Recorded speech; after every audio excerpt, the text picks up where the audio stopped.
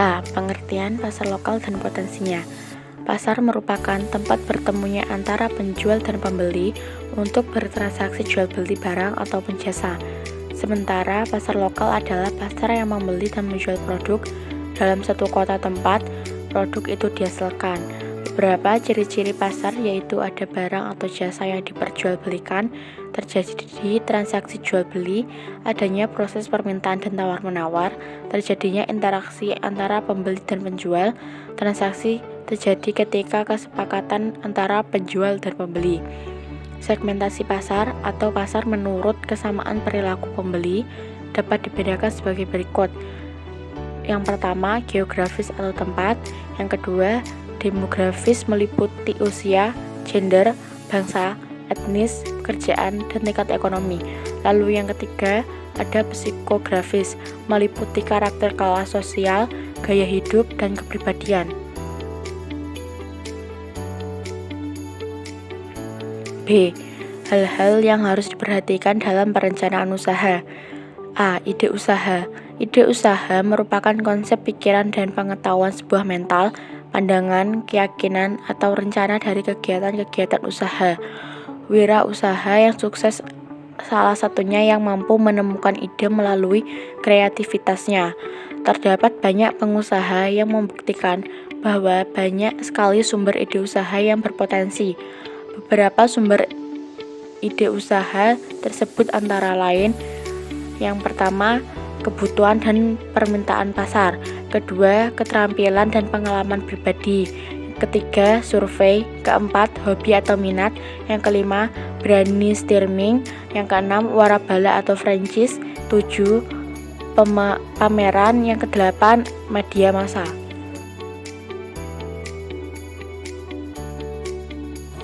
B. Peluang usaha.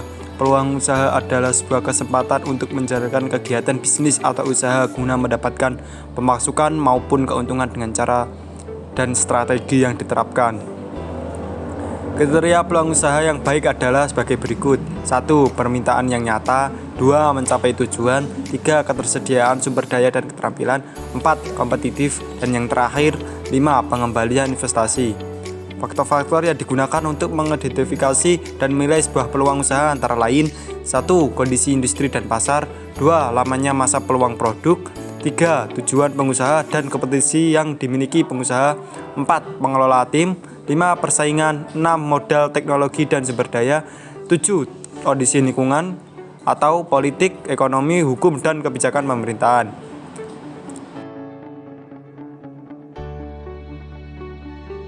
D. Sumber daya usaha. Rancangan produk terwujud melalui kegiatan wirausaha dapat didukung oleh ketersediaan sumber daya.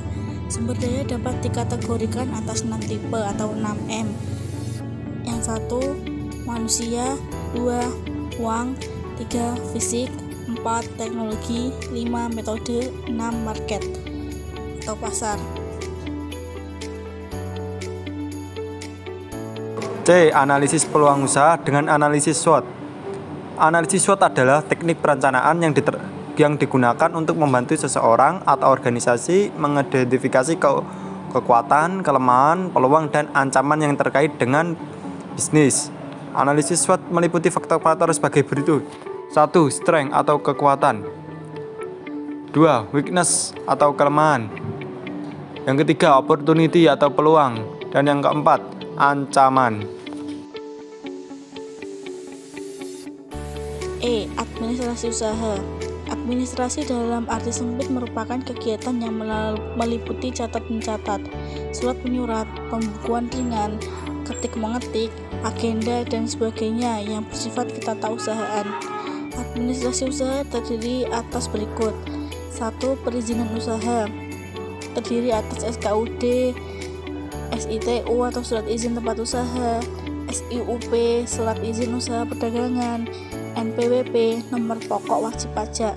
Yang kedua ada surat menyurat, terdiri atas surat pengenalan usaha, surat permintaan, surat penawaran, surat faktur, surat pengantar pengiriman, surat pengaduan, surat pentagihan.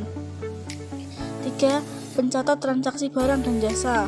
Bukti transaksi intern terdiri atas bukti kas masuk dan kas keluar. Bukti transaksi ekstern terdiri atas faktur, kwitansi, nota debit, nota kredit, dan juga cek. 4. Pencatatan transaksi keuangan terdiri dari laporan laba rugi, laporan perubahan modal, laporan neraca, dan laporan arus kas. 5. Pajak. Pajak merupakan salah satu sarana pemerataan pendapatan warga negara dan sumber dana dan pembangunan negara bagi pemerintah. Perancangan dan produksi kerajinan untuk pasar lokal. 1. Pencarian ide produk. Sebuah kegiatan di mana seseorang mengkaji sebuah dadar di mana produk tersebut akan ia bangun nantinya. Setelah memilih dan memilah objek kerajinan lokal yang ada di lingkungan sekitar, kemudian mulai memikirkan berbagai pernyataan-pernyataan seperti A. Apakah objek inspirasi yang akan dijadikan kerajinan budaya lokal? B. Produk kerajinan apakah yang akan dibuat dengan inspirasi tersebut? C. Siapakah targetnya?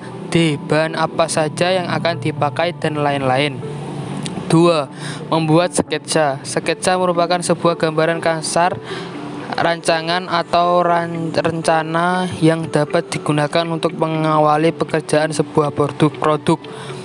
3. Rasionalisasi. Rasionalisasi merupakan proses memilih ide terbaik dengan mengevaluasi ide-ide yang muncul dengan pertimbangan teknis antara lain A. Bagaimana cara menggunakan produk.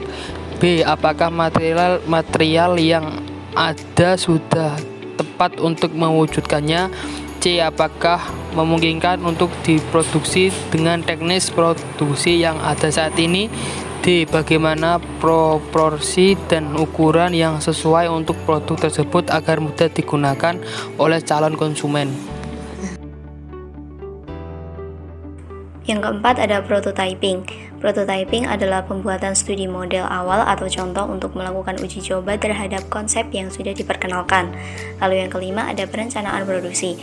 Perencanaan produksi meliputi produksi kerajinan dengan inspirasi objek benda lokal yang terbagi atas penambahan, pembentukan, perakitan, dan finishing. Lalu kemasan kerajinan dengan inspirasi objek budaya lokal terdiri atas kemasan primer dan sekunder. Fungsinya untuk melindungi produk dari benturan, debu, kotoran, dan cuaca. Kemudian memberikan kemudahan membawa, menambah daya tarik juga sebagai identitas dari suatu produk. Bab selanjutnya adalah perhitungan harga jual produk kerajinan untuk pasar lokal. Yang A. Full costing atau membebankan seluruh biaya produksi kepada produk. Pelaporan keuangan dari metode ini yaitu hasil penjualan, HPP, laba kotor, biaya pemasaran variabel, biaya pemasaran tetap, biaya administrasi dan umum variabel, biaya administrasi dan umum tetap, serta laba bersih. Lalu yang B ada variable costing atau memisahkan perhitungan biaya produksi sebagai variabel dengan biaya tetap.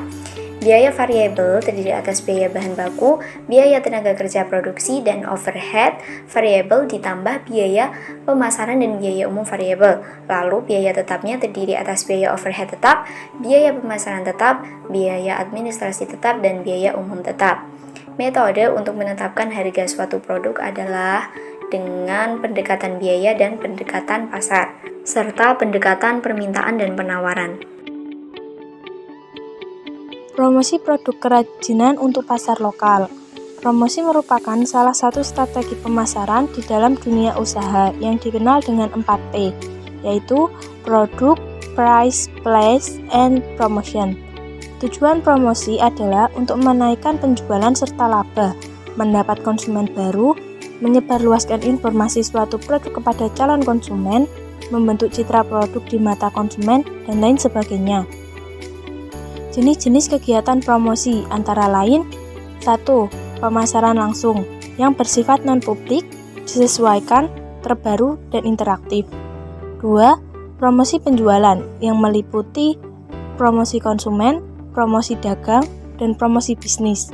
3. Promosi tatap muka yang bersifat personal, tanggapan langsung, mempererat hubungan dengan konsumen, dan memiliki biaya operasional cukup tinggi.